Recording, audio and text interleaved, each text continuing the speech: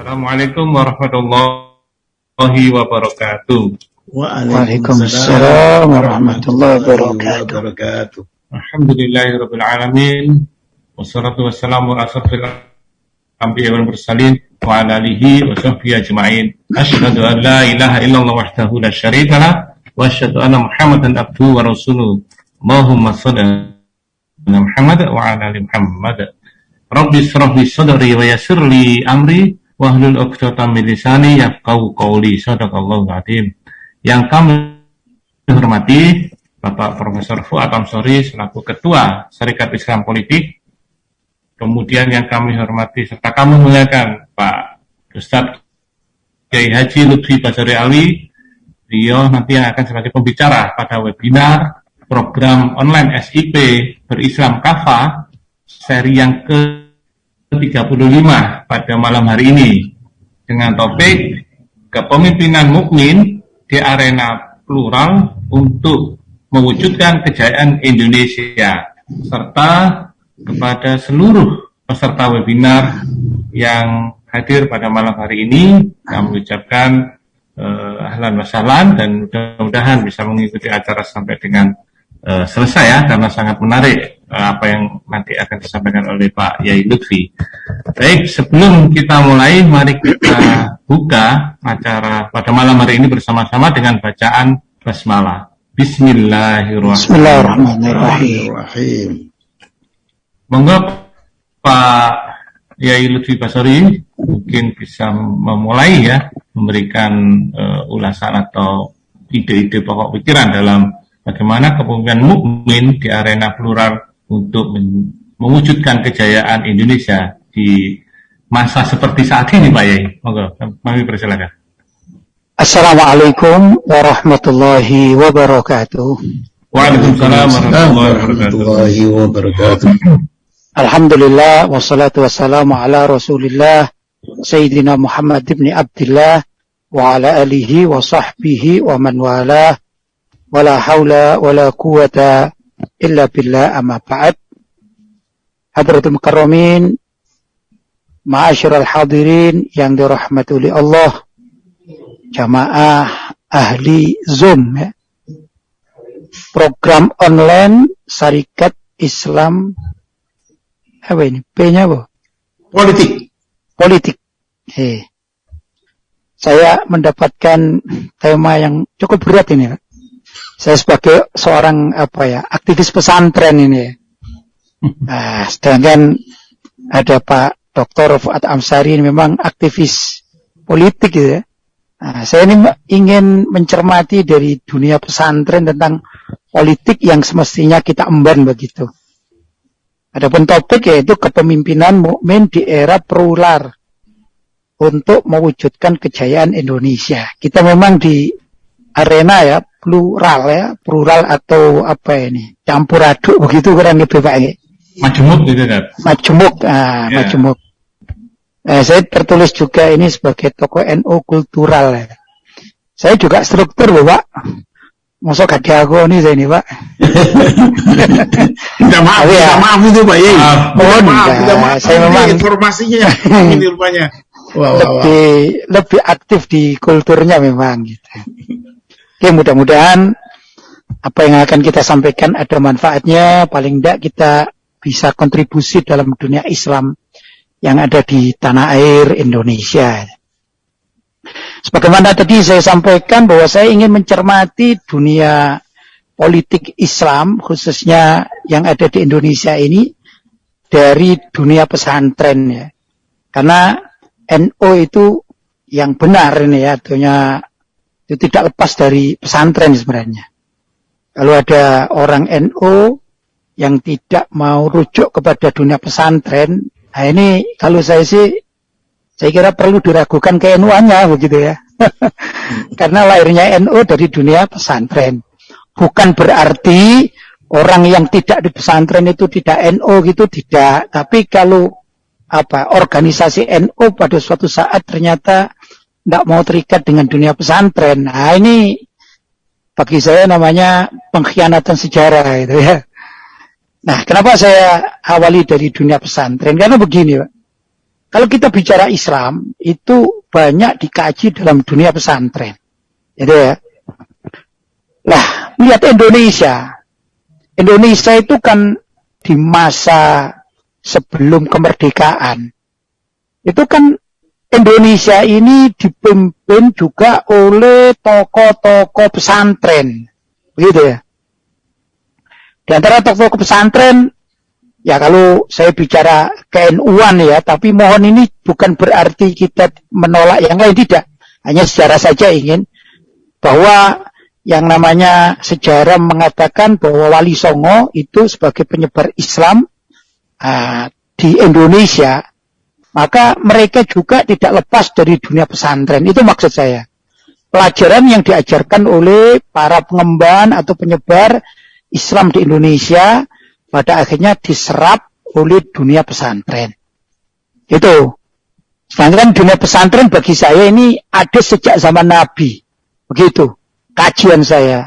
Apa itu? Yaitu pendidikan Ahlus Sufa yang diterapkan oleh Rasulullah Shallallahu Alaihi Wasallam dalam miniatur kecilnya adalah sebuah pesantren.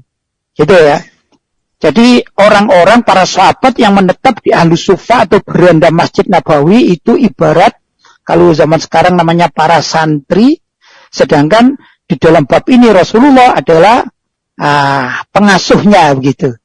Ini tentu Rasulullah tidak meninggalkan dakwah di luar Ahlus Sufa, tidak kan? Tetap beliau menyampaikan Islam untuk semua kalangan, tapi ada nilai-nilai sedikit di situ yang lebih fokus gitu ya.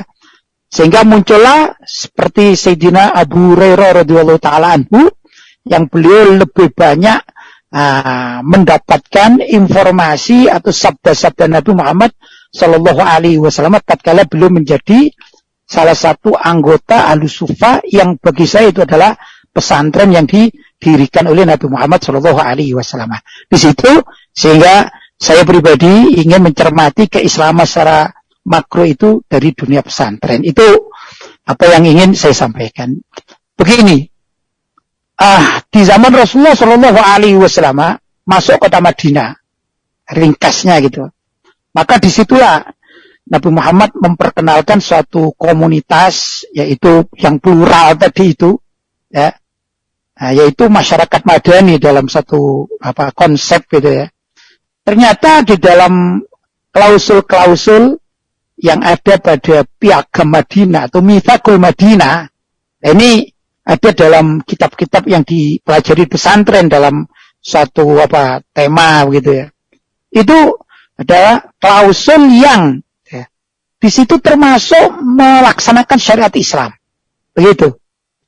Nah, seperti contoh saya bukakan ya satu klausul yang tadi sempat saya tulis itu. Pada pasal 21. Ini Piagam Madinah ya, kita bicara Piagam Madinah.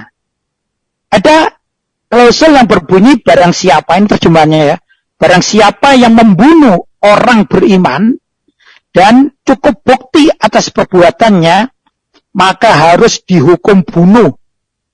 Kecuali wali si terbunuh itu rela menerima diat.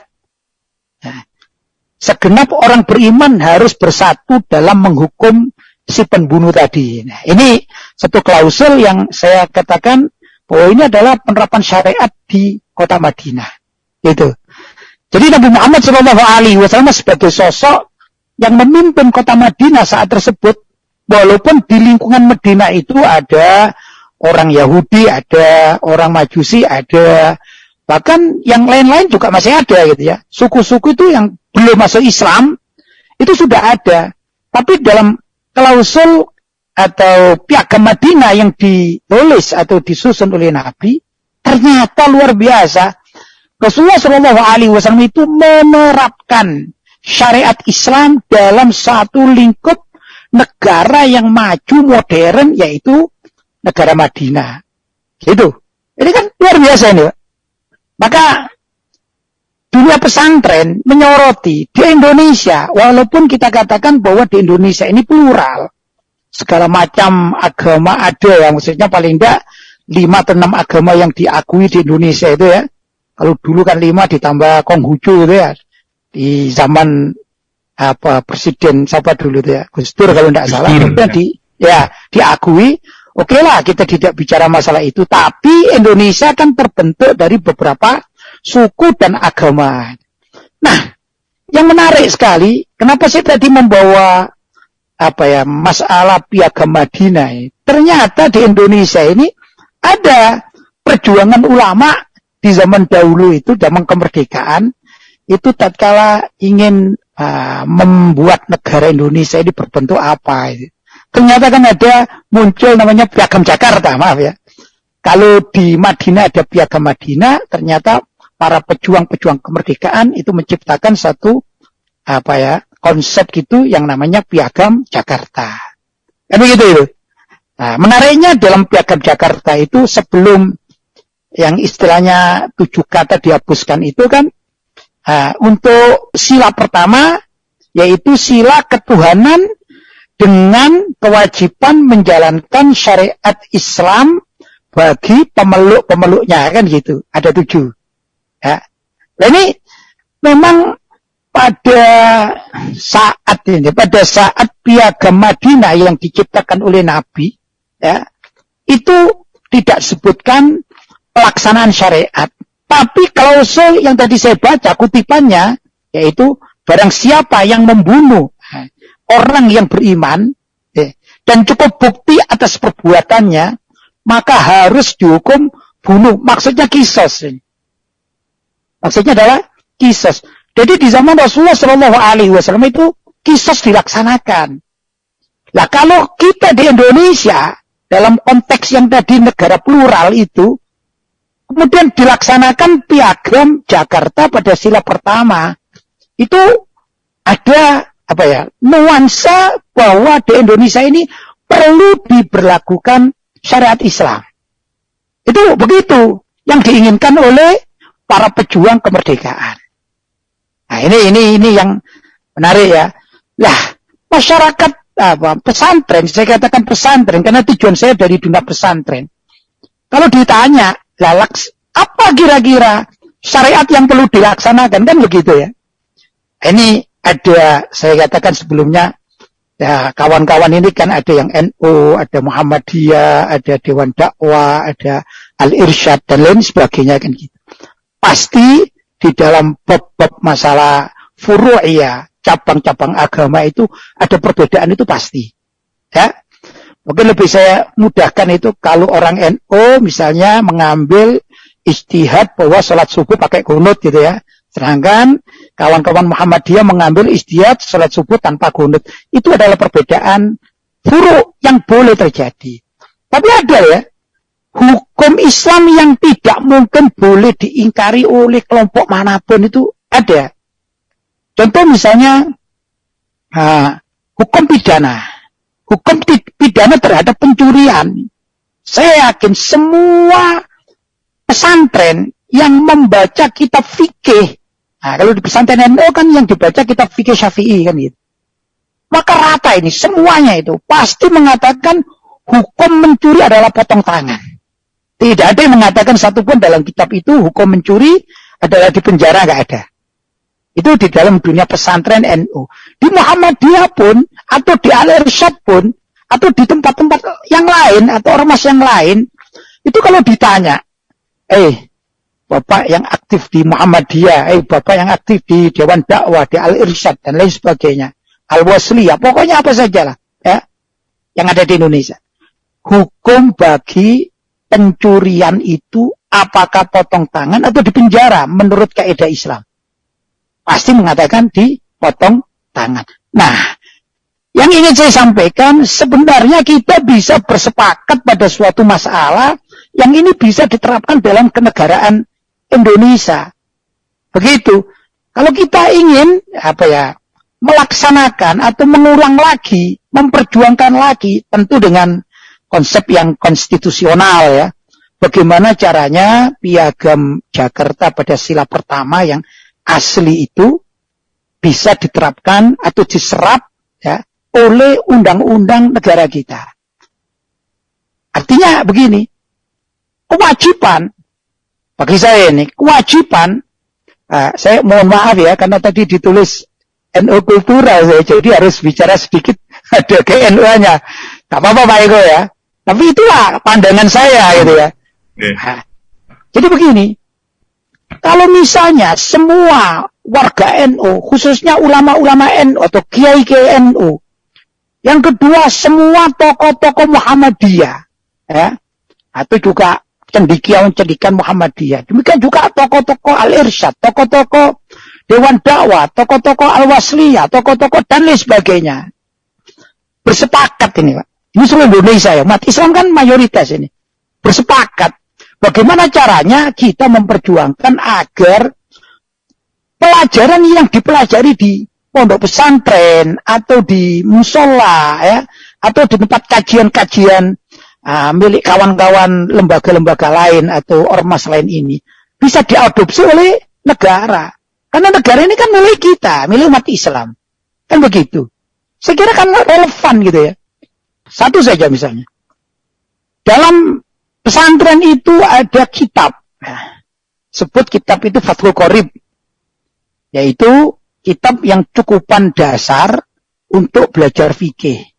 Semua kiai, semua ustadz, ya, dan gus-gus juga, kalau mengajarkan Fathul Qorib ini kepada santri-santrinya, maka di situ pasti ada pelajaran yang arahnya lebih mudah, kan ini waktunya kita tidak terlalu lama sekali ya. Kita batasi kepada hukum pidana.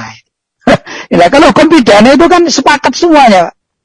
Nah ini kalau diserap oleh undang-undang dasar di Indonesia, ya, atau juga ya undang-undang kenegaraan maksudnya, itu akan bisa seragam. Semua ormas pun akan menerima, asalkan semuanya jujur gitu. Yang unik lagi, saya mencermati bahwa semua presiden Indonesia, sejak dari presiden pertama sampai yang sekarang, paling tidak KTP-nya itu KTP Islam. Loh, kalau misalnya semua pimpinan, gitu ya, mau melaksanakan apa yang diajarkan oleh kiai-kiai, tokoh-tokoh Islam dari berbagai macam dari ormas tadi itu, untuk satu masalah saja. Satu, saya contohkan tadi pencurian misalnya. Dan semuanya umat Islam tahu bahwa orang yang mencuri menurut kaidah fikih itu kan dipotong tangan. Masalahnya kan begini nih, kawan-kawan kita di DPR misalnya saat ini belum ada yang mau mengungkap gitu ya, apa sih sejatinya yang harus dilakukan oleh umat Islam, yang mana kita berbicara kawan-kawan kita yang di DPR yang muslim berKTP Islam, saya yakin kok dari sekian banyak itu paling tidak 80% mereka tahu kalau hukum mencuri menurut syariat Islam harus potong tangan. Oh begitu, bukan di penjara. Maka kita andai kata sepakat ini kan luar biasa. Nah ini di sini memerlukan juga kepemimpinan yang paham. Nah, pemimpin itu kan bisa mulai dari pemimpin negara yang namanya presiden ya, atau pemimpin DPR, pemimpin MPR. Ini kan semua kepemimpinan. Ada kepemimpinannya. Juga kementerian sampai ke bawah, sampai kepada yang bawah kecamatan. Loh, andai kata semua pemimpin-pemimpin yang beragama Islam itu sadar terhadap hukum yang wajib dilaksanakan oleh umat Islam, ya insya Allah Indonesia ini akan beres, artinya bagus begitu, tanpa harus merubah bentuk negara. Tidak perlu menurut saya bentuk negara, ya sudah NKRI ini. Tapi kan kita pernah punya sejarah yang luar biasa, yaitu perjuangan ulama-ulama kita untuk menerapkan syariat Islam. Begitu ya, dalam sila pertama tadi. Kalau mungkin ingin saya rinci sedikit gambaran itu ya. Kalau dalam hukum Islam kita kan mengenal dari sekian banyak ya. Ini kan namanya Zoom ini cuma satu jam ya, nggak bisa secara lengkap baca satu kitab, apalagi Fathul Mu'in gitu kan, nggak bisa gitu ya. Jadi saya ngambil yang penting-penting menurut saya untuk saya sampaikan begitu ya. Pertama, di dalam hukum Islam itu ada beberapa hal yang perlu diterapkan, oleh kita terapkan, minimal kalau kita batasi dalam dunia hukum Islam yang terkait dengan pidana ya. Itu ada, pertama ada tindak pidana hudud. tindak pidana hudud itu kan ada had-had itu balasan atau sanksi itu ya, sanksi hukum. Seperti orang kalau berzina maka harus dirajam, itu satu. Orang yang qadzaf menuduh orang lain berbuat zina maka harus dicambuk. Nah ini ada di dalam kitab-kitab fikih ya. Kemudian orang yang minum minuman keras dicambuk juga, kan begitu. Orang yang mencuri potong tangan, ini ada. Kemudian ada orang yang murtad. Kalau murtad ini faktulhu gitu dalam hadisnya ya. Man kharaja an dini faktulhu kan gitu ya. Au kama qol ya. Orang yang keluar dari agama Islam faktulhu maka boleh dibunuh bihaqil Islam. Bukan kita yang membunuh, bukan ya. Kemudian pemberontak juga demikian. Nah, semua dari penerapan syariat rajam, qadzaf, yaitu yang dicambuk tadi itu, pencurian yang dipotong tangan, kemudian orang murtad juga harus dibunuh, itu tidak bisa dilakukan oleh orang per orang atau sekelompok orang, tidak. Tapi yang bisa melaksanakan adalah hakim. Lah hakim adalah pemerintah. Loh kalau demikian, apa kewajiban umat Islam? Yaitu menciptakan pemerintahan yang paham terhadap hukum fikih. Ini satu gambaran ya. Saya kalau ada ada tulisan saya kasih koma dulu gitu ya, saya koma dulu gitu. Saya akan bicara yang lain sedikit bahwa hukum itu ada dua sebenarnya. Yaitu hukum yang wajib diserapkan secara fardi, orang per orang, seperti orang sholat. Itu kan orang per orang. Kalau saya sholat, saya dapat pahala. Kalau saya tidak sholat, saya dapat dosa. Kan begitu, ini orang per orang. Ya, atau individual gitu ya. Tapi ada juga yang harus secara jama'i. Kolektor. Kalau tidak dilakukan secara jama'i, tidak sah. Ada demikian juga. Contohnya apa? Contohnya sholat Jumat. Sholat Jumat itu kalau saya lakukan sendirian, saya tidak sah. Tapi kalau saya lakukan secara jama'i, ya kolektif, yaitu berapa 40 orang, demikian ya, dalam satu wilayah 40 orang, maka sholat Jumat itu hukumnya jadi sah. Artinya, bapak-bapak dan saudara-saudara yang ikut menyimak, bahwa di dalam syariat Islam itu ada beberapa macam ini ya, yang perlu kita kaji, kita uraikan gitu. Nah, sekarang kembali kepada pembahasan pertama. Jadi, bahwa pelaksanaan rajam, potong tangan, dan lain sebagainya, itu namanya pekerjaan kolektif. Jadi semua umat Islam wajib hukumnya untuk menciptakan suatu situasi kenegaraan yang negara itu, pelaku-pelaku negara atau pemangku negara itu mampu melaksanakan syariat Islam yang diwajibkan. Kembali kepada masalah sholat Jumat, saya rangkai dengan masalah kenegaraan ini ya. Kalau menurut para ulama, paling tidak dalam mazhab Syafi'i yang saya pelajari, kalau suatu masyarakat atau kota atau wilayah daerah, di situ sudah ada 40 mustautin atau penduduk asli ya, yang dewasa, yang sudah sah melaksanakan sholat, itu maka wajib di wilayah itu mendirikan masjid untuk melaksanakan sholat Jumat.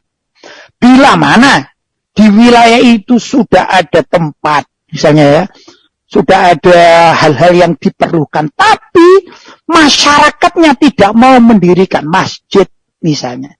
Yang masjid itu dipergunakan untuk sholat Jumat. Maka seluruh desa atau seluruh wilayah itu berdosa kepada Allah. Kenapa? Karena membangun masjid untuk pelaksanaan sholat Jumat ini adalah wajib dilakukan secara kolektif. Begitu, ya, bukan orang per orang. Baik, itu masalah Jumat ya. Jadi sekali lagi kalau misalnya saya katakan di Malang, saya itu orang Malang ini ya, di Malang itu tidak ada pelaksanaan sholat Jumat karena seluruh umat Islam di Malang tidak mau mendirikan masjid dan tidak mau mendirikan sholat Jumat, maka siapapun yang beragama Islam sudah akil balik itu berdosa semuanya tanpa terkecuali.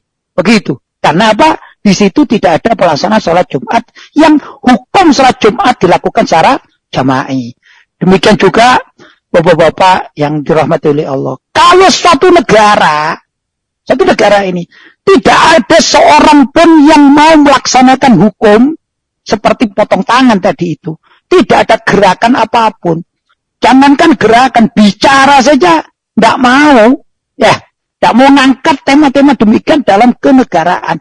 Maka seluruh umat Islam di negara itu berdosa kepada Allah Subhanahu wa ta'ala. Dan yang paling berdosa, ini dalam mazhab Imam Syafi'i, dalam mazhab Syafi'i itu ya, ada buku yang namanya Zubat. Nah, ini dipelajari juga oleh para kiai NU khususnya ya. Saya juga yakin di wilayah-wilayah lain atau ormas lain ada yang mempelajarinya. Namanya Kitab Zubat. Gimana isi Kitab Zubat? Salah satu syairnya ini yang sangat kita miris ya kalau mencermatinya. Dikatakan begini, wa'alimun bi'ilmihi lam ya'malan mu'adzabun min qabli ubadil wathan. Kalau ada orang alim mengerti kewajibannya melaksanakan pidana hukum tadi itu, hukum jinayat atau hukum pidana. Wa'alimun bi'ilmihi, dengan ilmunya yang dia paham itu lam ya'malan, kok tidak mau mengamalkannya, tidak mau memperjuangkannya, tidak mau melaksanakannya. Padahal dia alim loh. Kalau orang alim pasti Islam di sini ya enggak? Atau mungkin kiai lah begitu, tokoh agama, nggak mau melaksanakan pelaksanaan yang diwajibkan ini. Kata pengarangnya, mu'adzabun min qabli ubadil wathan. Besok di akhirat dia ini disiksa terlebih dulu sebelum Allah menyiksa penyembah berhala. Padahal penyembah berhala kan kafir, musyrik. Itu kan pasti masuk neraka, kan gitu. Sedangkan kita mempunyai buku yang kita baca, baik itu di pesantren, ya, maupun juga di kalangan akademisi, di sekolah-sekolah, di kampus-kampus Islam ada, semuanya itu ada. Bahkan sekolah-sekolah formal seperti sanawiyah, aliyah, negeri, bahkan mungkin juga karena dulu, mohon maaf ya, saya secara pendidikan formal itu saya dari MI Madrasah Ibtidaiyah Al-Ma'arif ya, dulu di Singosari sini, kemudian langsung melanjutkan ke SMP negeri saya ini. Jadi S2 ya, SD dan SMP saya ini. Nah, saya ingin sampaikan nih, waktu saya belajar di SMP negeri itu ada pelajaran agama. Zaman saya, gitu ya. Loh, dalam pelajaran agama itu juga disampaikan di situ buku-buku keagamaan yang pasti kalau dirinci ada kalimat siapa yang mencuri wajib potong tangan. Artinya masyarakat muslimin bahwa ilmu ini sudah diserap oleh banyak pihak dalam umat Islam. Hanya saja siapa yang mau mengamalkannya? Kalau tidak ada yang mau mengamalkannya atau berusaha melakukannya atau memperjuangkannya, nggak ada sama sekali. Maka saat itu atau di masa itu semua penduduk Indonesia berdosa kepada Allah Subhanahu wa ta'ala. Mau kiai, mau ustadz, ya, mau guru agama, mau cendekiawan muslim, apa saja, kalau tidak mau memperjuangkan salah satu dari bentuk syariat Islam yang saya permudah tadi hukum jinayat ini, maka semuanya akan berdosa kepada Allah Subhanahu wa ta'ala. Ini tadi beberapa yang ingin sampaikan. Yang pertama, yang kedua, di dalam masalah hukum Islam ini ada namanya tindak pidana kisos atau diat, yaitu ganti duit gitu ya. Jadi tindak pidana kisos yaitu pembunuhan. Yang inilah diadopsi di dalam klausul yang disusun oleh Nabi Muhammad SAW di kota Madinah dengan piagam Madinah atau Mitsaqul Madinah. Yaitu orang yang membunuh wajib dibunuh bihaqil Islam. Bukan asal bunuh-membunuh, bukan. Jadi kalau ada orang membunuh seseorang, maka si pembunuh ini harus diadili di pengadilan. Pengadilan mana? Ya pengadilan agama. Tapi bukan pengadilan agama dalam artian sekarang ada di Indonesia ini. Tidak. Yaitu negara harus menciptakan suatu kondisi yang apabila ada pembunuhan wajib dikisos. Begitu. Nah itu nanti dikisos kan ada tawar-menawar ya. Karena ini hukum tawar-menawar itu kalau misalnya keluarga korban memperkenalkan ya sudah yang membunuh gak usah dibunuh tapi bayar sekian. Nah itu kan ada penentunya. Siapa penentunya? Pihak pemerintah. Maka umat Islam khususnya para ulamanya wajib menciptakan suatu kondisi yang di situ ada hukum atau ada hakim pengadil yang benar-benar bisa melaksanakan kisos. Kalau tidak, maka semuanya berdosa. Andai kata, apa ya? Saya katakan saya sendirilah misalnya contoh. Saya tidak mendukung misalnya. Ada apa itu? Kisos kan zaman dahulu kala. Maka saat saya tidak mendukung itu, saya sudah bermaksiat kepada Allah SWT. Begitu. Kenapa? Karena ini kewajiban beragama. Baik. Itu secara umum ya, saya katakan yang kedua. Yang ketiga adalah pidana takzir. Nah, takzir ini adalah pidana peringatan, yaitu pendidikan. Kalau zaman dahulu kala itu digambarkan orang yang melakukan sesuatu secara pelanggaran norma kemasyarakatan. Gampangannya itu boleh dijewer gitu ya gampangannya ya. Yang hukumnya itu adalah tergantung dari kebijakan dari seorang pengadil atau hakim. Dan hakim ini pasti hakim dari pihak pemerintah. Ada suatu pelanggaran yang tidak ada di dalam dunia. Yang pertama itu hudud dan tidak masuk pada kisos, maka di situ pelanggaran-pelanggaran keagamaan maka bisa ditakzir. Adapun hukum takzir itu menurut fikih yang kita pelajari adalah terserah dari hakimnya. Di sini letak yang ingin saya sampaikan yaitu mencari hakim. Lah hakim itu harus hakim yang ngerti agama, ilmu. Kalau tidak ngerti ilmu fikih, bagaimana mau mengadili kan begitu. Sedangkan hakim kalau di bawah ini adalah wakil dari hakim yang di atasnya. Kalau saya sampaikan untuk gambaran di Indonesia zaman sekarang, saya keluar dari pembahasan hukum pidana fikih tadi ya. Sekarang di Indonesia ini kan ada paling bawah itu saya katakan KUA itu ya. Maka KUA itu adalah wakil dari Departemen Agama yang di kabupaten. Sedangkan Departemen Agama atau Depak Kabupaten adalah wakil dari Depak yang ada di provinsi. Dan Depak di provinsi adalah wakil dari Depak Pusat, kan begitu ya. Sedangkan Depak Pusat atau Menteri Agamanya adalah wakil dari pimpinan negara atau presiden lah kalau di Indonesia. Ini juga ada implikasi hukum. Begini, dalam satu masalah ini ya, kita bicara tentang pernikahan, misalnya. Pernikahan itu kan ada wali bagi wanita. Itu ya, ini satu masalah yang harus dipahami juga oleh kita sebenarnya, harus diurai di Indonesia ini. Wali itu kan pasti laki-laki. Entah itu wali mujbir atau dari keluarganya. Kalau tidak ada wali mujbir dalam pernikahan, maka secara ringkas saya katakan wali hakim. Dan wali hakim ini harus laki-laki. Tidak sah seorang wanita mengakatkan wanita lain kan gitu kan, atau pernikahan tidak sah, harus laki-laki. Maka di sini yang pentingnya kita paham agama itu, ternyata seorang kepala KUA menurut syariat itu harus laki-laki. Itu. Kedua, kalau sudah laki-laki yang kepala KUA atau yang mengakatkan ini, maka sesungguhnya dia ini mewakili dari Departemen Agama yang di kabupaten. Maka kepalanya pun harus laki-laki ini. Kalau perempuan tidak bisa, karena mewakili orang perempuan kan tidak bisa dalam hukum. Demikian juga Menteri Agamanya pun harus laki-laki dalam bab pernikahan ini.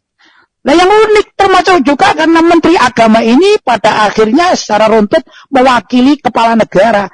Maka di dalam Islam kepala negara ini harus laki-laki. Ini syarat termasuk.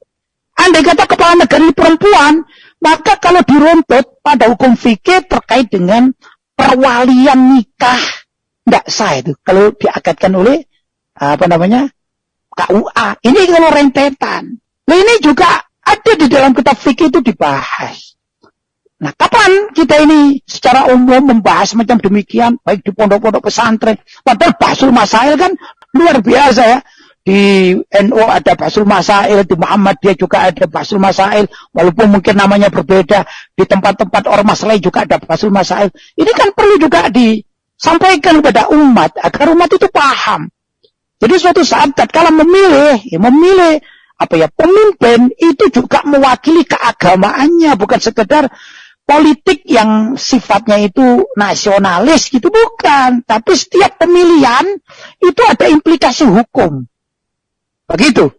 Nah, kalau sudah demikian, ya kita akan tahu bahwa kepentingan kita di dalam kehidupan sehari-hari itu ternyata tidak bisa lepas dari hukum syariat. Karena itu sebenarnya Bapak-bapak dan saudara-saudara, untuk prolog saya akan saya akhiri. Mungkin kita bisa diskusi lebih enjoy lagi gitu ya.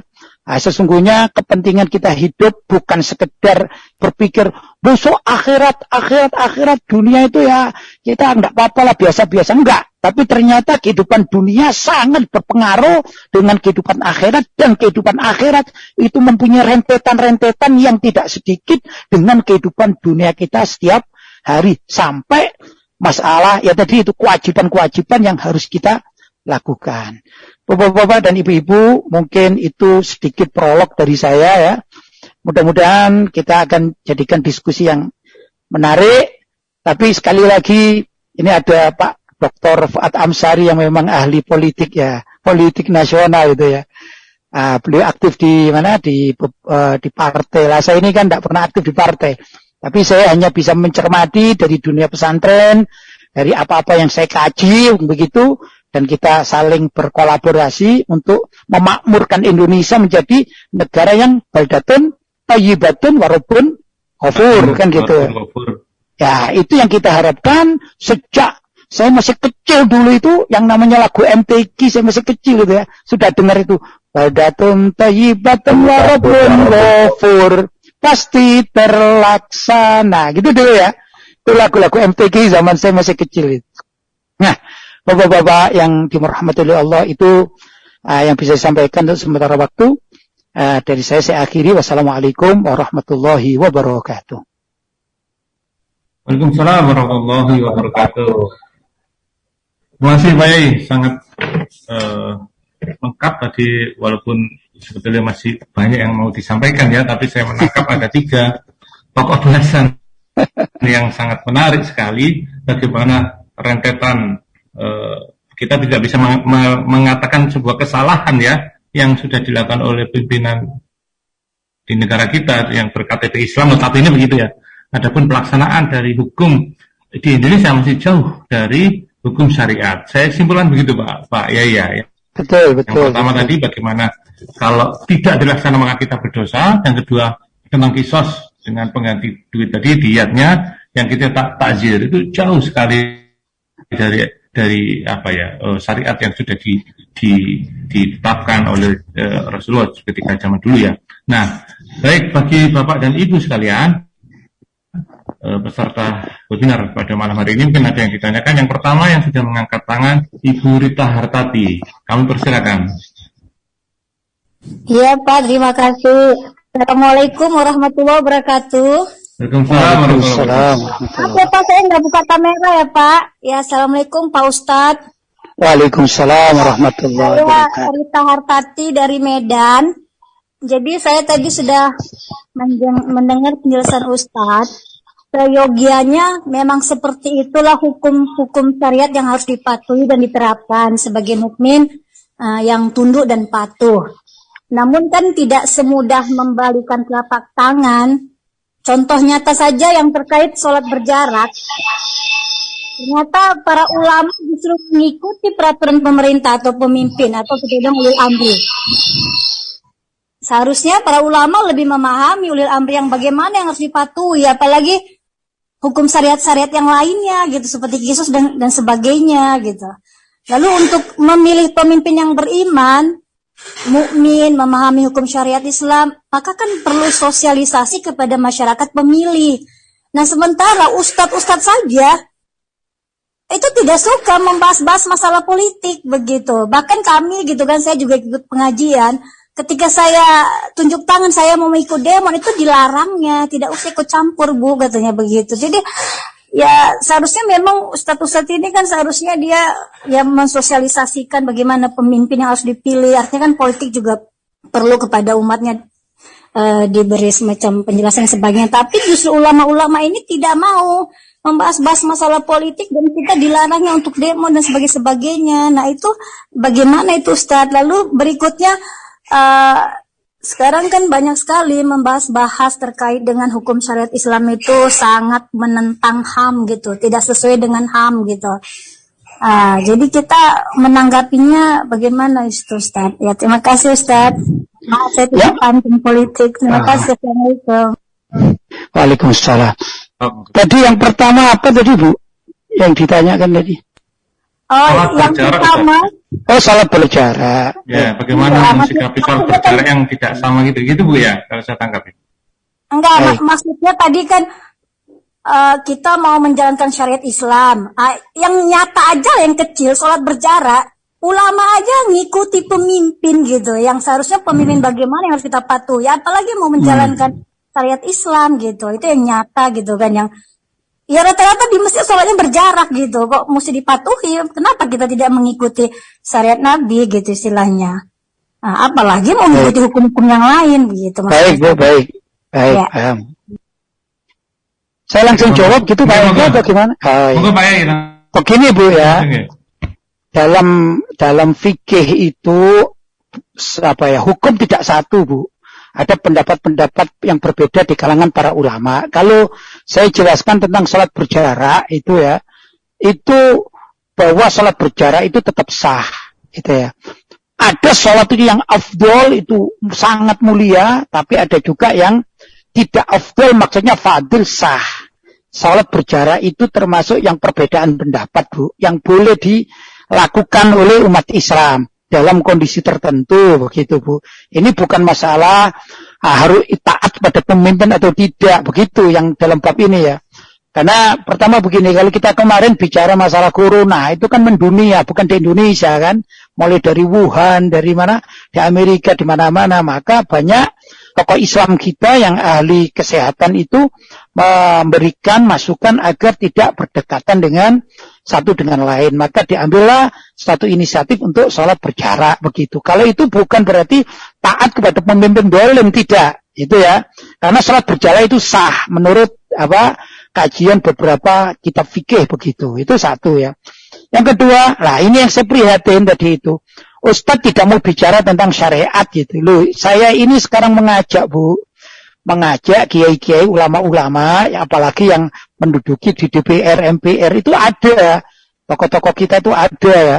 Tentu di sini tidak hanya saya bicara Kiai NU, tidak ya.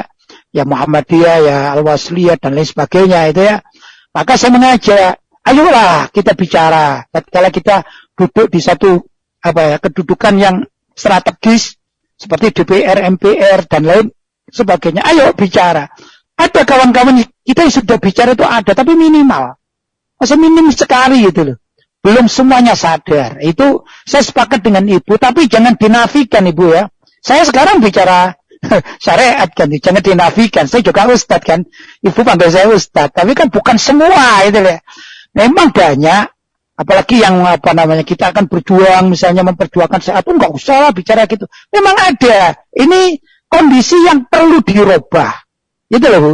Saya mengajak kepada siapa saja yang mendengarkan ajakan saya ini, makanya Zoom sekarang ini temanya tema yang sangat krusial bagi saya. Itu saya mengajak, dan beberapa tokoh itu ada yang bicara atau punya keinginan seperti saya, tapi belum mayoritas. Begitu Bu. Itu tanggapan saya. Terima kasih. Satu lagi boleh, satu lagi tadi Pak Ustadz. Satu lagi boleh. Iya, jadi tadi Ustaz bilang soal dosa berjamaah itu tadi masalah kita tidak gitu. Nah, jadi kita yang sudah paham, sudah sadar, terus kita merasa hijrah hati kita, sebenarnya kita patuh tapi kita tidak berdaya, apakah kita juga termasuk berdosa? Begini Bu, selagi kita sudah berusaha, sudah berjuang, kalau urusan orang berjuang itu berhasil tidak berhasil kan bukan kewajiban si pejuang, tapi berhasil tidak berhasil itu ketentuan Allah Subhanahu wa Ta'ala. Tatkala kita sudah berbicara, kita sudah berupaya, maka lepas kita dari tanggung jawab yang tadi itu. Artinya kita tidak berdosa sudah. Yang berdosa itu yang tahu, yang dia mampu tapi tidak mau, itu loh Bu. Itu yang berdosa. Ala kulli hal, malam hari ini saya Pak Dr. Fuad Amsari, Pak Eko, Ibu, dan kawan-kawan yang hadir di Zoom ini kan kita bicara pelaksanaan syariat Islam. Insya Allah sudah tidak berdosa gitu Bu. Asalkan kita berjuang terus. Begitu Bu ya. Jadi kalau orang sudah berjuang, ya sudah dinilai oleh Allah perjuangannya itu. Adapun hasil tidak hasil, bukan suatu syarat gitu Bu, bagi perjuangan seorang pejuang, begitu Bu. Jelas Bu ya? Iya Pak Ustadz, makasih Pak Ustadz. Sama-sama. Pak Yai, terima kasih Bu Rita ya. Ini ada di via chat ya, ada pertanyaan. Saya bacakan Pak Yai ya. Baik. Assalamualaikum warahmatullahi wabarakatuh. Apa yang disampaikan Pak Ustadz sangat ideal dan itu yang seharusnya diterapkan. Yang jadi pertanyaan adalah NU sebagai organisasi terbesar justru sangat mengedepankan pluralisme dan mengagungkan toleransi yang menurut saya kebablasan, di mana semua agama sama dan mengajak agar kita menjauhi segala yang berbau Arab. Pertanyaan saya, apakah ini... Halo? Kenapa? Macet ya? Ya bisa saya teruskan aja bacaannya Pak Ustadz. Baik, lanjut. Ya tadi yang pertanyaannya, apakah ini kemauan warga NU atau hanya segelintiran elit NU saja? Mohon penjelasannya Pak Ustadz gitu. Baik. Tentang toleransi kebablasan. Ya, baik. Saya ini warga NU. Saya berada di satu desa, kecamatan ya, namanya Kecamatan Singosari, Kabupaten Malang, Provinsi Jawa Timur. Jadi jauh dari Jakarta ya, jauh dari PBNU gitu ya. Ternyata banyak orang seperti saya ini yang khawatir juga. Elit-elit NU itu yang anti syariat gitu ya. Atau saya katakan mereka pro pluralisme itu adalah tokoh-tokoh saja Bu, bukan masyarakat pada umumnya. Sekarang kalau kita bicara NU itu ada dua Bu. Ada NU yang memang senang dengan Islam Nusantaranya, dengan berbagai macam pemikiran-pemikiran Islam Nusantaranya, sampai juga yang dekat-dekat dengan kebersamaan bersama non-Muslim, misalnya doa bersama, misalnya ya mengadakan Natalan bersama, Idul Fitri bersama. Itu adalah satu kelompok yang sebenarnya sih bukan ajaran NU, tapi ajaran orang-orang liberal, yang orang-orang tokoh-tokoh liberal ini menyusup ke tubuh NU, sedangkan tokoh-tokoh NU yang ada di pusat itu sebagian ngikut, sebagian gak sadar, sebagian memang gak begitu gak ngeh kata orang Jawa itu ya, gak begitu peduli gitu. Adapun masyarakat tidak demikian. Dan tokoh-tokoh NU di daerah-daerah itu banyak, yang seirama dengan saya ini banyak. Yaitu ingin lurus seperti Mbah Hasyim Asy'ari. Jadi betul-betul NU yang tidak ada pluralismenya, tidak ada sekularismenya, begitu ya, murni. Ya apa seperti saya katakan gini, karena apa mereka mengkaji seperti tadi itu, buku-buku di pesantren dipelajari itu seperti yang saya sampaikan. Itu ada dan banyak. Hanya saja begini, ada tokoh-tokoh NU yang tidak diberi kesempatan, itu satu, untuk bicara maksudnya. Atau tidak bisa menyampaikan aspirasinya. Nah ini yang jadi masalah. Ada orang yang tokoh-tokoh NU yang seperti saya, bismillah kita bicara aja, bicara di masyarakat sesuai dengan hukum yang semestinya, begitu. Jadi memang terpecah, tapi zaman sekarang itu bukan sekedar di NU saya yang terpecah ya. Di beberapa ormas pun demikian. Ada ormas yang masih lurus sesuai dengan ADART-nya, tapi ada juga tokoh-tokoh ormas itu yang melenceng dari ADART-nya. Sebenarnya kalau kita bicara ADART keormasan, yakin saya semua ormas itu ADART-nya bagus. Hanya pelaksana hariannya ini apakah benar-benar sesuai dengan ADART, kalau dalam NU namanya konun asasi istilahnya ya. Kalau saya mau pelajari konun asasinya NU, jadi saya tahu persis. Oh begini gitu. Dan yang ingin saya sampaikan ya, kalau tadi bicara NU ya, Mbah Hasyim Asy'ari sebagai pendiri NU utama itu, beliau adalah alumni Mekah. Begitu, alumni Timur Tengah. Saya pun alumni Mekah. Alhamdulillah, satu pemikiran. Yang jadi masalah itu kan kadang-kadang ada orang NU ke anti Arab. Ini berarti anti guru-gurunya Mbah Hasyim Asy'ari. Pasti kualat ini. Begitu, yang jelas begitu. Nah, kalau kita bicara kembali lagi pada sistem kenegaraan kita berharap ormas sebesar NU itu kembali kepada hitohnya, kembali kepada konun asasinya, dan konon asasi itu yang dulu memperjuangkan, dalam artian ya, orang-orang yang dulu memahami konon asasi NU, itulah adalah orang-orang memperjuangkan sampai terjadinya ada yang namanya tadi Piagam Jakarta, yang di situ adalah akan menerapkan syariat Islam. Begitu. Saya ini mempunyai buku karyanya Mbah Hasyim Asy'ari namanya Irsyadus Sari. Itu tebal. Ya, seperti kamus Munawwir gitu ya. Itu kumpulan dari karya-karya beliau. Semuanya adalah pro pada penerapan syariat Islam. Semua adalah berbahasa Arab ini.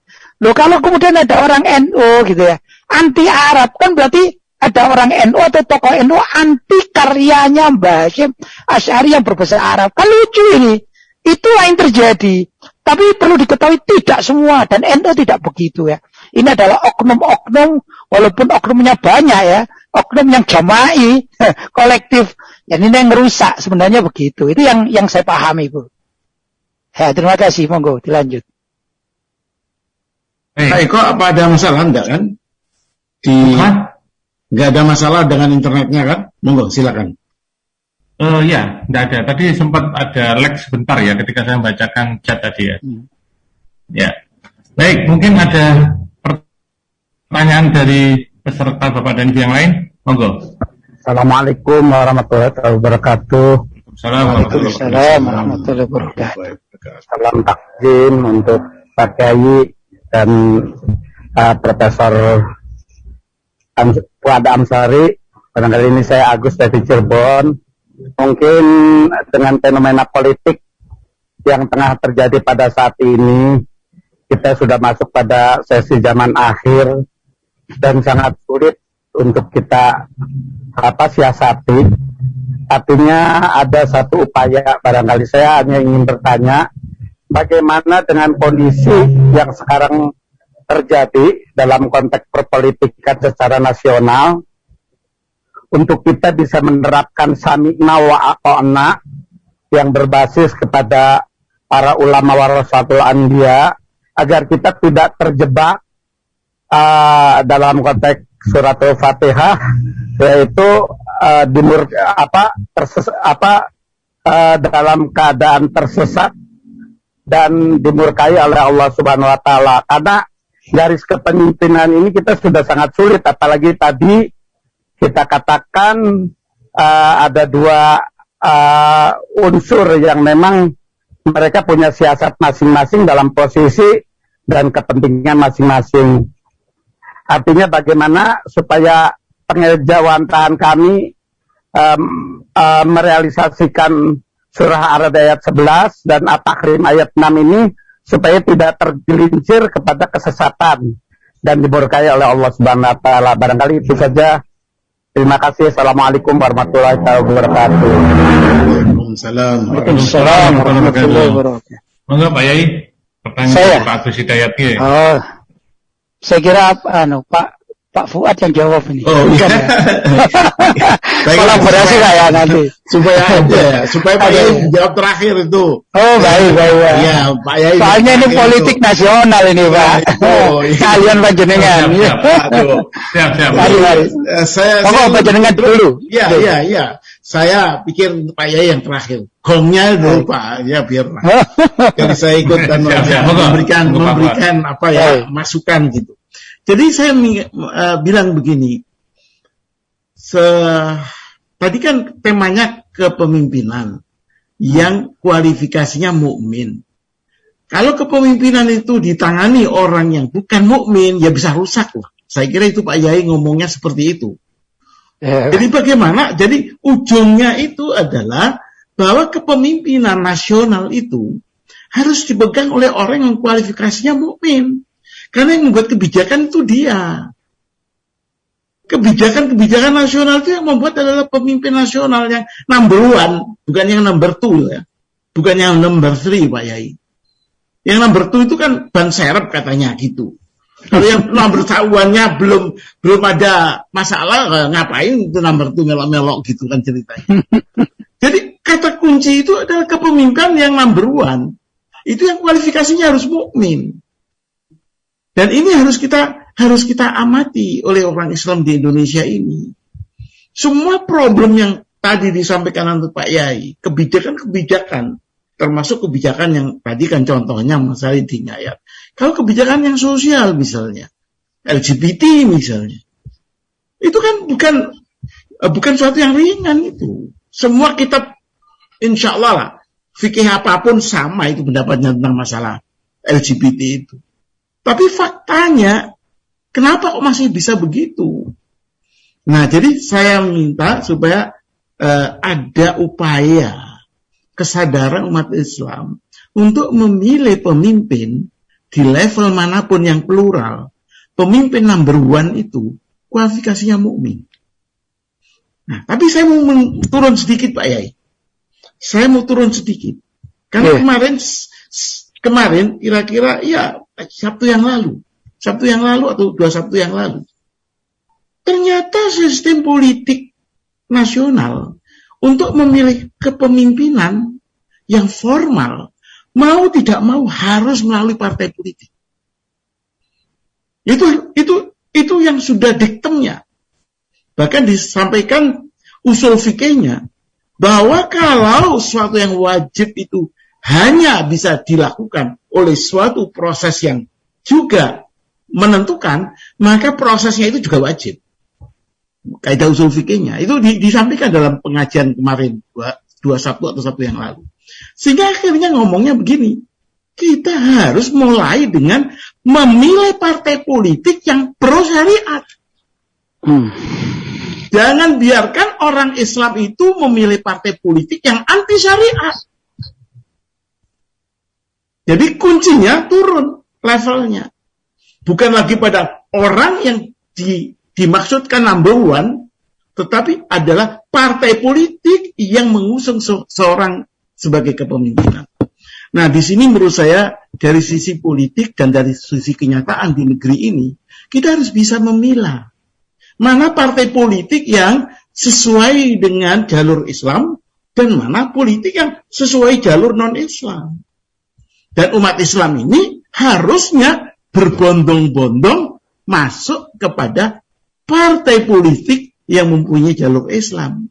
Sehingga memungkinkan kepemimpinan yang number one itu adalah kepemimpinan yang mempunyai pemihaan terhadap kebenaran yang diberikan oleh Allah Subhanahu wa Ta'ala. Jadi saya kira itu catatan tambahan saya untuk Pak Agus, ya, supaya gongnya nanti ya Pak Yai yang memberikan catatan itu. Karena ini masalah proses, saya hanya menyampaikan. Mohon silakan Pak Yai. Mohon sudah Pak Eko diteruskan ini. Iya. Ada yang lain yang mau ngomong ini. Saya tambahi pertanyaan kan strategi gimana cara kita berjuang kan gitu ya. Kita sekarang berada di Indonesia kan, itu memang real ya, kita di Indonesia. Kita bukan di Amerika, kita bukan di Jepang, kita bukan di Arab, tapi kita ini sedang di Indonesia kan gitu. Kalau menurut saya begini, upaya Zoom ini juga termasuk salah satu upaya bagaimana kawan-kawan kita atau para pendengar, pemirsa juga memahami tentang satu konsep negara Islam yang semestinya yang harus kita miliki, karena kita di Indonesia mayoritas umat Islam dan ini Indonesia adalah negeri milik kita, milik umat Islam. Bukan berarti yang non-Muslim itu harus kita usirkan, tidak gitu. Tapi namanya juga kita Muslim mayoritas. Lah kalau memang sistem demokrasi yang dilaksanakan di Indonesia itu jujur, pasti umat Islam menang. Kan gitu kan. Masalahnya kadang-kadang di antara umat Islam sendiri itu saling berebut kan gitu kan. Ini yang nggak elok. Yang kedua, ada sistem yang tidak pro terhadap kepentingan umat Islam. Ini yang saya katakan sistem tidak jujur. Gitu. Kan gini, anggap aja 80%. Kan sisanya berarti 20%. Kan gitu ya. Yang namanya 80% itu harus memimpin dalam segala bidang. Begitu, ini real. Seperti di Amerika atau di Barat. Karena umat Islam itu cuma sebut saja 10%. Maka ya sulit umat Islam untuk menjadi pimpinan yang strategis, itu kan sulit. Dan itu lumrah, karena negara Barat atau negara Eropa, itu kan mayoritasnya non-Muslim. Sehingga pemimpin-pemimpin mereka juga diambil dari kalangan non-Muslim. Lumrah. Yang tidak lumrah itu adalah di Indonesia, yang berkuasa adalah non-Muslim. Atau yang menjalankan roda itu non-muslim walaupun menggunakan orang-orang tertentu yang muslim itu. Pengambil kebijaksanaan misalnya. Anggap aja lah PCR itu ya. Pelaksanaan PCR. Ini kan yang mengendalikan bukan muslim kan gitu. Nah ini kan jadi runyam. Ini yang terjadi di Indonesia. Sebenarnya strategi menurut saya begini. Ayo sadarlah umat Islam bahwa negeri ini adalah negeri yang mayoritasnya berpenduduk Islam. Maka kita harus menjalankan semua aspek dalam kehidupan kita itu mengarah kepada pelestarian ajaran Islam.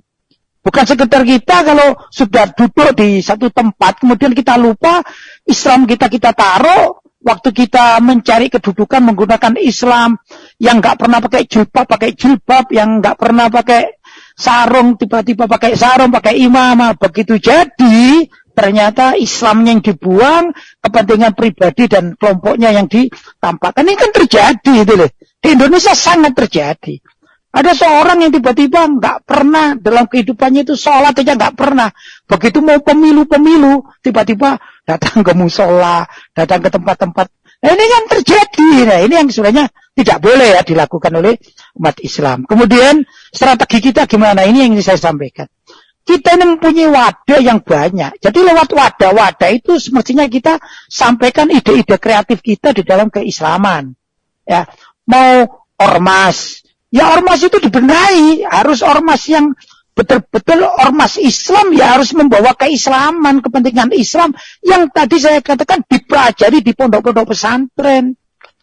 Itu yang tadi kenapa saya memulai dari pondok pesantren tadi. Saya mengharapkan semua ormas-ormas Islam, ayo rujuk pada pondok pesantren. Tapi kiai pondok pesantren harus jujur, mengatakan apa adanya di dalam kitab-kitab itu gitu. Kalau misalnya mengatur kenegaraan, itu ada di dalam pendapatnya Imam Ghazali aja, itu ada loh tentang kriteria riasa atau kepemimpinan. Atau juga karya Imam Al-Mawardi juga ada, ya, tentang hukumah Islamiyah itu ada.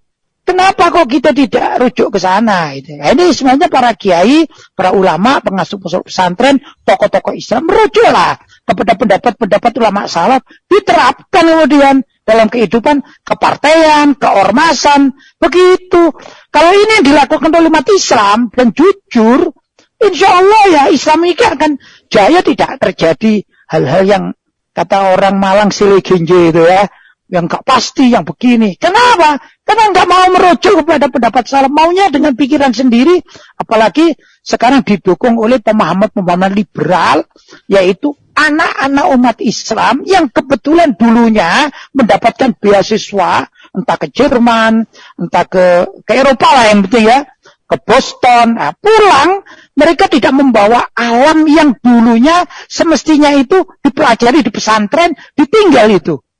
Bahkan mohon maaf, saya itu banyak kenal beberapa putra-putra kiai yang pulang dari luar negeri tidak membawa era yang dulu diajarkan di pondok-pondoknya sendiri oleh bapak-bapak dan kakek-kakek mereka. Tapi mengambil satu ilmu yang ada di dunia barat.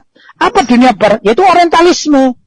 Apa itu orientalisme? Orientalisme adalah orang barat yang mempelajari keislaman, aslinya mempelajari ketimuran, tapi di sini kita fokuskan pada keislaman. Bukan untuk diamalkan. Masalahnya apa? Mereka mempelajari keislaman untuk dicari barangkali di dalam ajaran Islam itu ada celah atau aib menurut standar mereka, standar barat. Nah ini diadopsi oleh anak-anak umat Islam yang berangkat ke Eropa, belajar keislaman di Eropa, kemudian salah langkah mendapatkan guru-guru atau sumber-sumber orang orientalis. Padahal di Indonesia sudah pernah ada tokoh orientalis di zaman Belanda, yaitu Senduk Hugro-nya misalnya. Itu hafal Quran ya, hafalkan hadis, pintar bahasa Arab karena pernah belajar di Arab sana. Tapi dia tidak Muslim. Ada juga Van der Plas. Loh, orang-orang semacam demikian itu, Van der Plas atau Senduk Hugro-nya, dijadikan rujukan, yaitu pemikiran-pemikiran orientalis. Itulah sebenarnya hakikatnya yang merusak pemikiran umat Islam dewasa ini di Indonesia. Ini runyam memang ya. Kalau kita bicara akhirnya umat Islam anti syariat kan begitu ya, anti ajaran-ajaran yang sudah ada yang baku di pondok-pondok pesantren kan gitu, atau di kajian-kajian di kawan-kawan di lingkup atau ormas-ormas lain yang menjadikan semestinya itu nyawa atau roh perjuangan akhirnya ditinggal. Ini jadi masalah. Jadi kembali lagi strategi kalau menurut saya, ayo kita benar-benar wadah-wadah yang ada itu kita benahi. Ya, kalau saya di NU, saya ingin benar-benar NU kan gitu. Sampai sekarang saya berusaha untuk benar-benar NU. Hasilnya bagaimana? Itu bukan wilayah saya. Wilayahnya Allah SWT menentukan hasilnya berapa, pengikut berapa, yang sama pemikiran dengan kita berapa, itu bukan wilayah kita. Tapi wilayah kita adalah berjuang, terus berjuang, tanpa harus berhenti dan tidak malu, tidak takut menyampaikan kebenaran syariat yang kita yakini kebenarnya. Ya tadi itu. Balik lagi kepada syariat yang disepakati di antara banyak dari kelompok-kelompok Islam ya. Saya sedikit menyentil ibu yang tadi bertanya.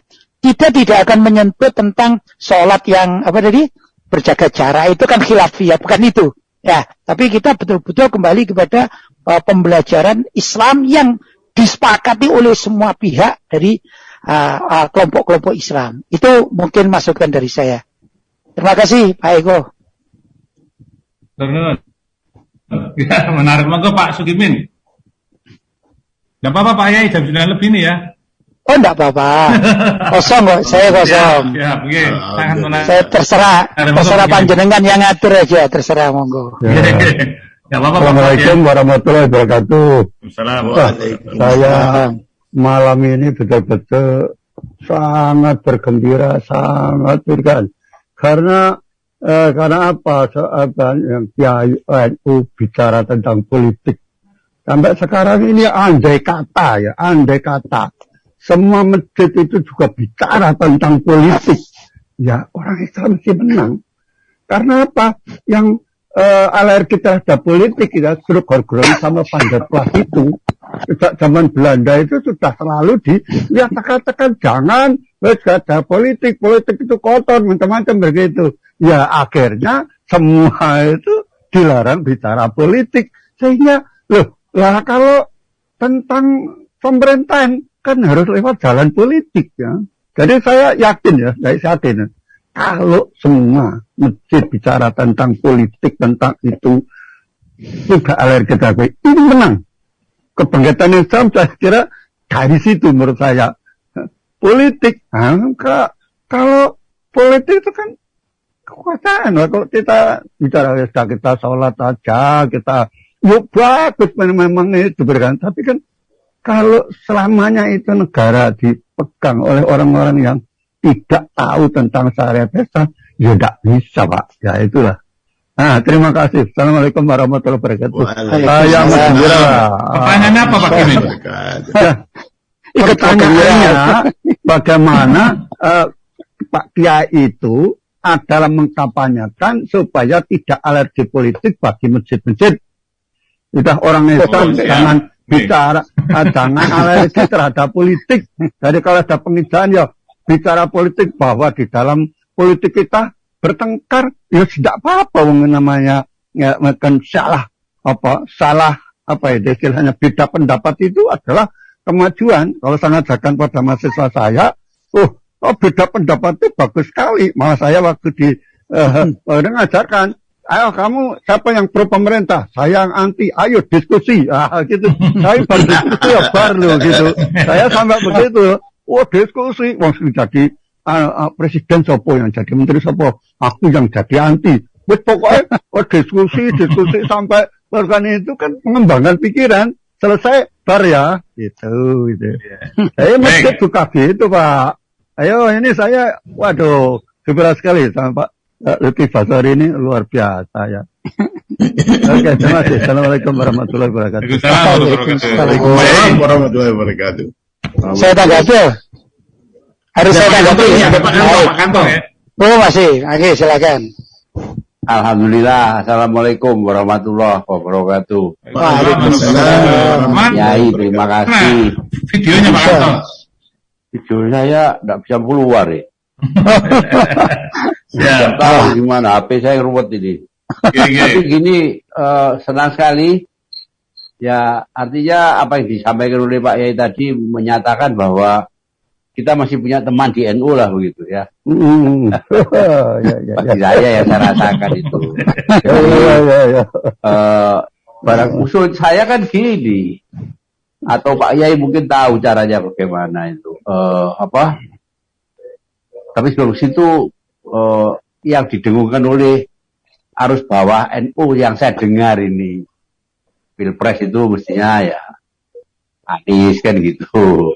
Nah itu harus kita ikut mengolahnya itu juga gitu. Karena katanya Pak Yai waktu saya diskusi, arus bawah itu lain dengan pusat katanya gitu. Itu dulu kalangan NU. Namun kalau kita ini sudah sampai kepada bahwa masalah di Indonesia itu supaya keislaman itu menjadi mengisi dan memimpin kehidupan bernegara, karena kita 80%, ya mungkin ini maaf, jangan marah sama saya Pak Yai, ya PKB itu harus direformasi Pak, asasnya harus Islam gitu. Loh iya. Soalnya Pak Yai keras pemikirannya dengan kembali kepada kita, tapi urusan politiknya kembali ke kebangsaan itu loh. Nah gitu, itu yang repot jadinya kan. Itu aja yang saya rasakan sekarang ini. Tapi mari kita gembira, berharap-harap terus gitu. Bahwa nanti Pilpres 2024 itu ya tokoh-tokoh NU garis lurus itu akan jadi gitulah. Terima kasih. Amin. Ini Pak, sebentar lagi ada muktamar NU loh.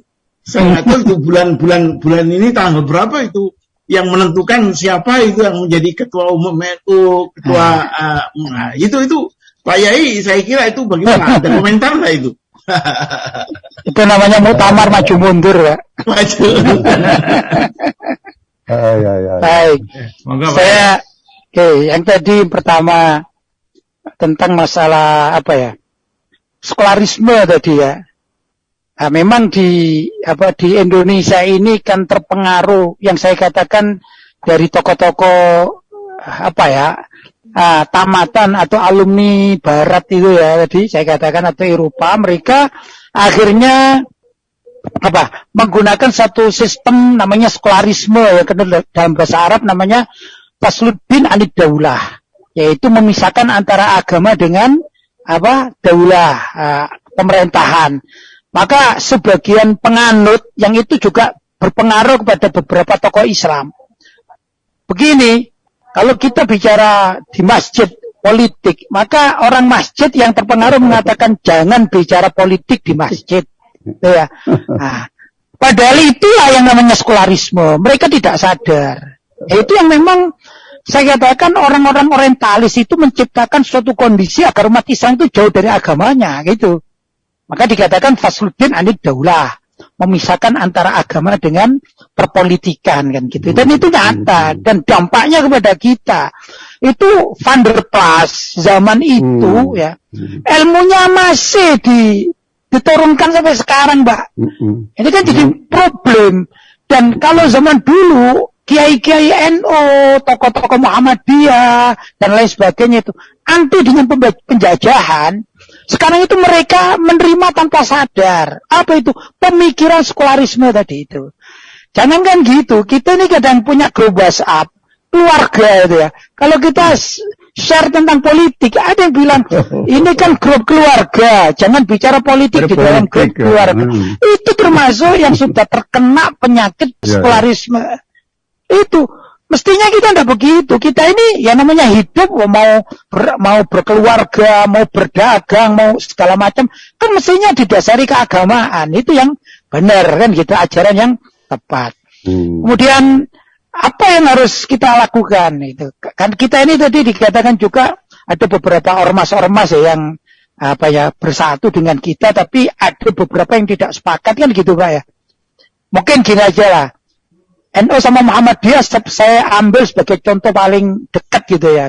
Kalau saya gitu, kalau saya pemilih NU misalnya, misalnya anggap saja Pak Fuad ini, anggap saja Pak Fuad pemilik Muhammadiyah, misalnya lo ya, mohon misalnya itu. Saya bilang sama Pak Fuad itu musuh ya, kalau punya rumah musuh itu, ayo direbut Pak. Jadi musuh itu kita ambil apa barangnya musuh, namanya perang kan, kita perlu pampasan perang kan gitu kan, ya kita ambil dulu barangnya bersama berdua Pak Fuad gitu. Sudah selesai kita menang, baru Pak, ayo ribut Pak. Saya dengan sampai jadi rebut dulu baru ribut gitu. Kita enggak itu, ribut dulu belum rebut sudah ribut. Kan gitu kan, ini jadi masalah orang Indonesia. Kan gitu. Jadi sebenarnya contoh misalnya kita umat Islam ya di Indonesia dengan partai-partai tadi dikatakan ada PKB, saya juga ada PAN juga kan gitu ya. PKB milik orang NU, PAN milik orang Muhammadiyah kan gitu.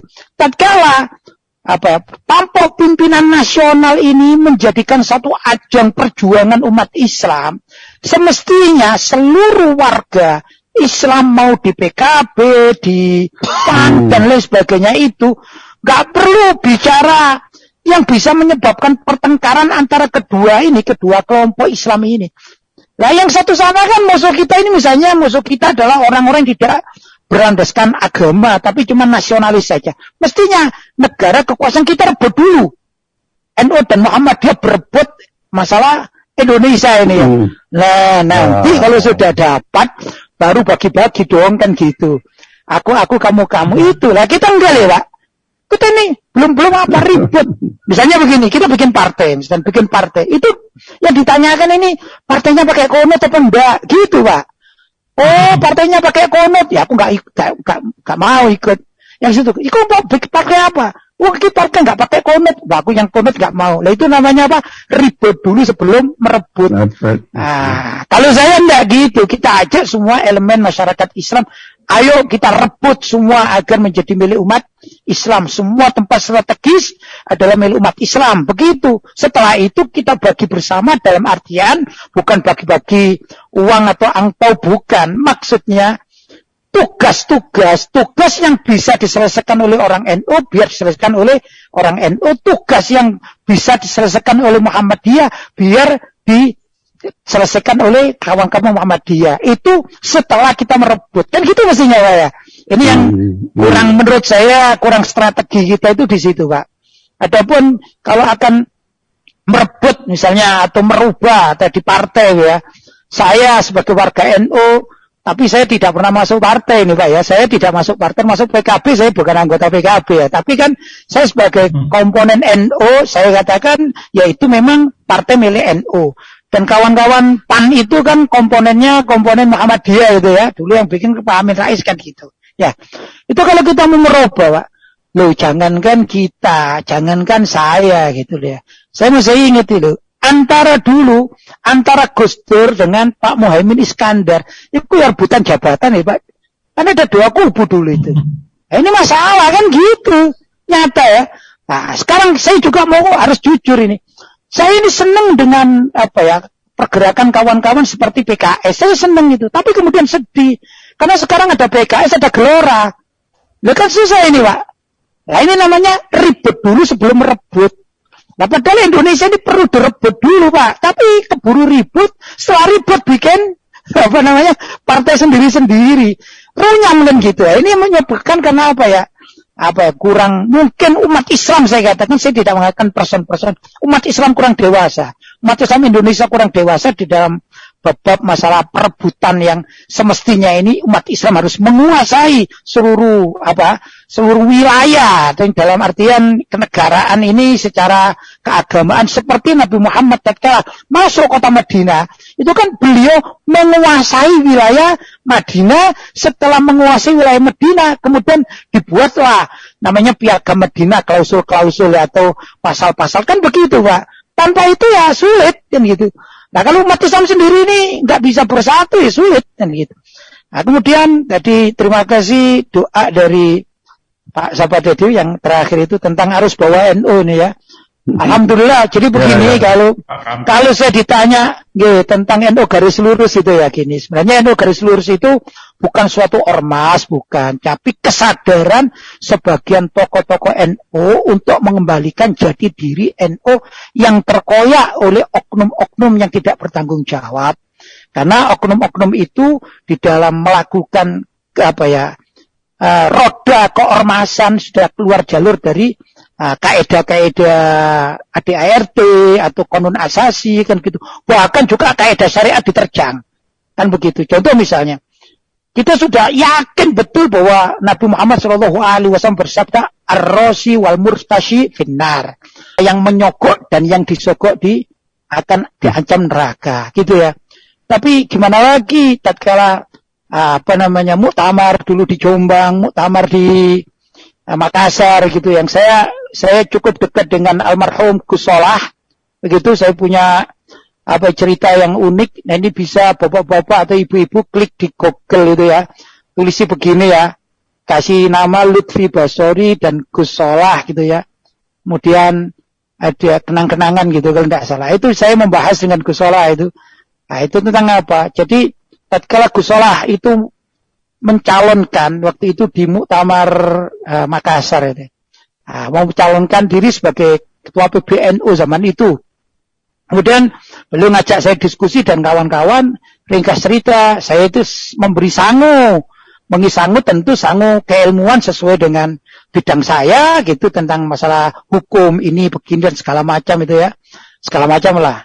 Ringkas cerita, mungkin gambaran saya kasih kertas gini ya mungkin ya. Beliau berangkat dengan membawa kertas dengan begitu yakin bahwa ini semua adalah ajaran Mbah Hasyim Asy'ari untuk benar-benar NU gitu ya. Ringkasnya begitu. Dibawalah oleh beliau almarhum ke mana? Ke muktamar Makassar. Makassar. Nah, begitu di muktamar Makassar, saya tidak ikut. Saya di sini sama kawan-kawan, sebagian kawan-kawan ikut. Saya ditelepon sama Gus Solah, dan ini ada buktinya di YouTube itu ada ini. Dan saya bicara dan Gus Solah ini atau almarhum ketawa, saya cerita mengulang kayak gini cerita. Begitu ini surat dari saya, kemudian saya ditelepon. Intinya beliin, sangu sampean kalah sama dolar katanya. Jadi tulisan saya ini, tulisan yang dari kita ini kalah sama dolar, ndak laku katanya. Itu di muktamar Makassar, Pak. Dan YouTube-nya itu ada. Saya bicara, beliau ketawa. Gimana mesti ingat? Sama cerita mutalah. Itu kan gitu. Padahal ar-rosi wal murtasyifin. Nah, kita yakin di situ. Yang nyogok dan yang disogok itu diancam neraka. Begitu ini yang terjadi. Nah, saya sedih sekali. Saya tentu tidak menginginkan, dan beberapa waktu yang lalu juga almarhum Gus Solah sendiri menginginkan tidak ada money politik di dalam muktamar kan gitu kan. Saya juga banyak di Google saya juga menyampaikan sedih dan prihatin kalau ada muktamar dengan main duit itu kan sedih ya. Gimana kita akan melaksanakan syariat Islam kalau kitanya sendiri masih merusak Islam dengan sogok menyogok, beli suara. Terus apa yang akan kita dapatkan? Apakah dapat pahala? Kan enggak, dapat uang kan gitu. Ini jadi masalah, Pak. Nah, karena itu saya juga menganjurkan kepada kawan-kawan yang ikut muktamar, yang mempunyai biting kata orang NU ya, hak suara itu jangan mau dibeli suara Anda ini ya. Suara Anda itu mahal di hadapan Allah, daripada cuman berapa sih? Paling dapat sebut aja 25 juta itu kecil. 1 miliar aja kecil kalau di hadapan Allah SWT. Kan gitu. Gak sampai 1 miliar dibeli kok mau, kan sayang gitu ya. Dan ini yang saya berharap tidak terjadi lagi, jual beli suara seperti itu di komponen-komponen NU. Demikian juga di ormas-ormas yang lain gitu ya. Saya sedih juga, walaupun misalnya saya tidak tahu, mohon maaf saya tidak tahu. Seperti tadi saya katakan PKS, mestinya Gelora, misalnya. Saya tidak tahu ya, tidak hidup dengan mereka. Kalau suatu saat saya dengar, oh iya ternyata ada anggota ini menerima uang. Aduh, saya ikut sedih gitu ya. Di kawan-kawan Muhammadiyah pun demikian, Dewan Dakwah. Pokoknya kalau urusan ar-rosi wal murtasyifin nar, sedih saya. Prihatin gitu loh. Yang terjadi di kalangan umat Islam. Ya itu mungkin yang bisa saya sampaikan. Monggo dilanjut. Untuk muktamar jadi Muktamar ini bingungi Pak, muktamar maju mundur kan gitu. Yang satu minta maju, yang satu minta mundur. Jadi kan sulit ini. Lah ini aja enggak kompak kan gimana mau menghasilkan pemimpin yang bagus untuk untuk memimpin umat Islam, paling tidak memimpin warga NU. Kalau di elit NU aja terjadi dua pendapat yang mencuat di masyarakat, ini kan sedih kita Pak. Ini yang jadi berharap mudah-mudahan generasi saya sama adik-adik saya besok-besok ayo kita benar-benar yang baik ya. Mudah-mudahan Allah mengijabahi permintaan kita, harapan kita ke depan itu baik NU, Muhammadiyah, Al-Wasliyah, Dewan Dakwah, Al-Irsyad dan segala macam itu ya.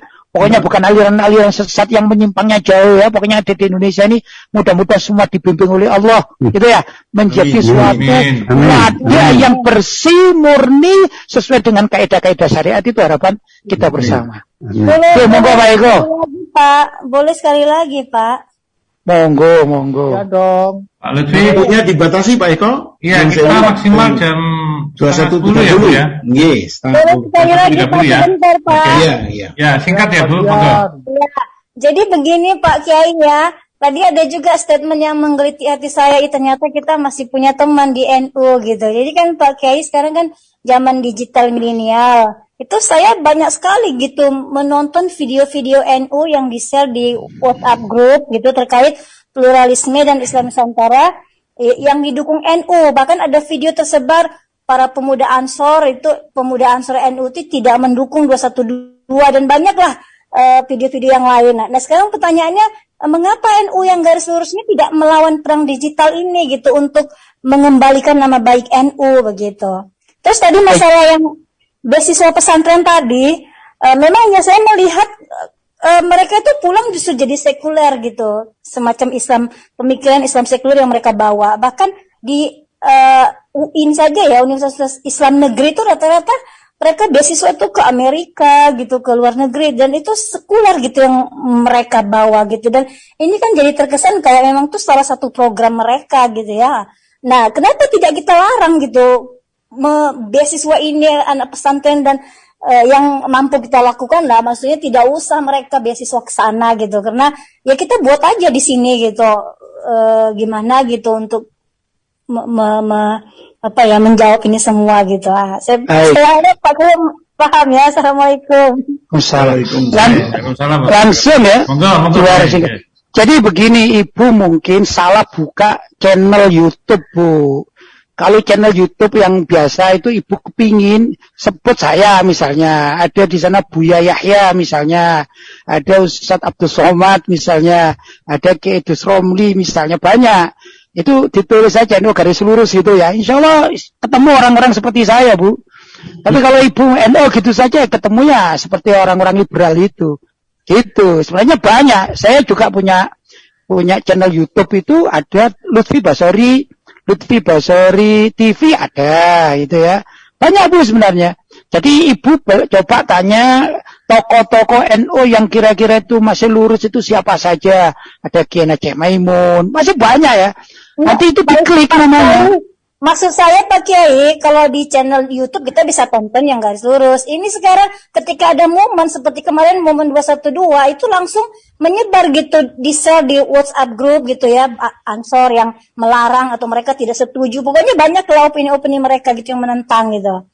Nah, kita juga sudah bikin Bu.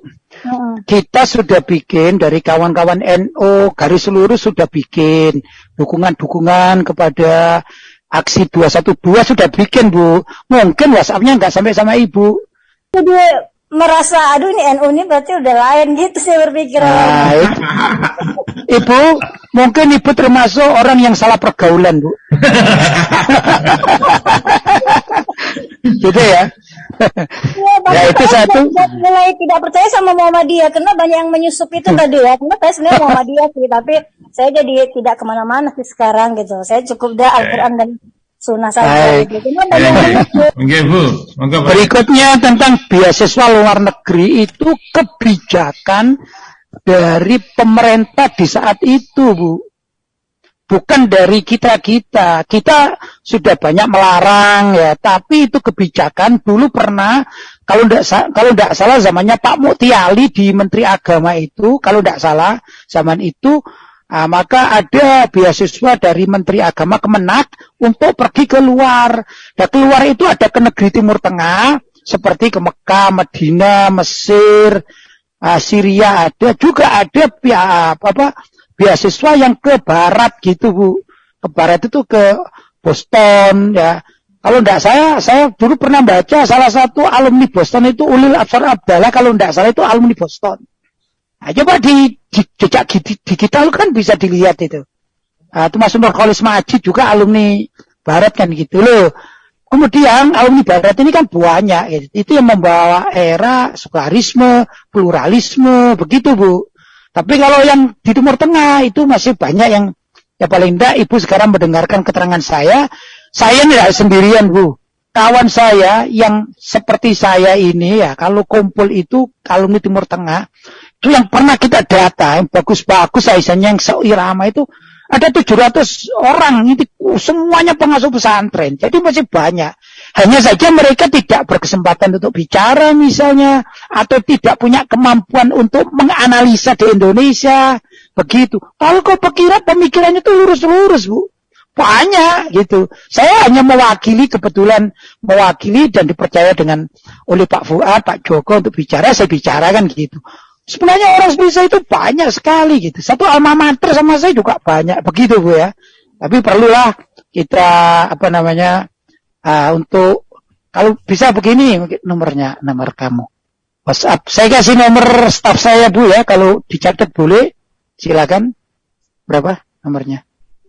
Bisa berhubungan, mungkin tanya gitu ya. 08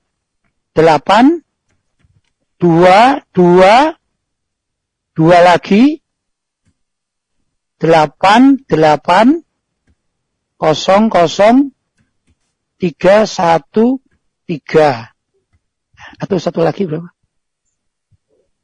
Ya, bukan. Yang punya Yehuda, Mbak. Itu Bu, itu staf saya, mungkin bisa dihubungi kalau ingin tahu. Nanti kita beri informasi Ibu ya tentang channel-channel yang perlu gitu ya, yang channel yang perlu ya. Saya ulangi yang tadi 082 terus 228 800 313. Monggo dicatat. Saya ulangi 082 nggih. Sudah dicat itu. Oke, alhamdulillah. Ya.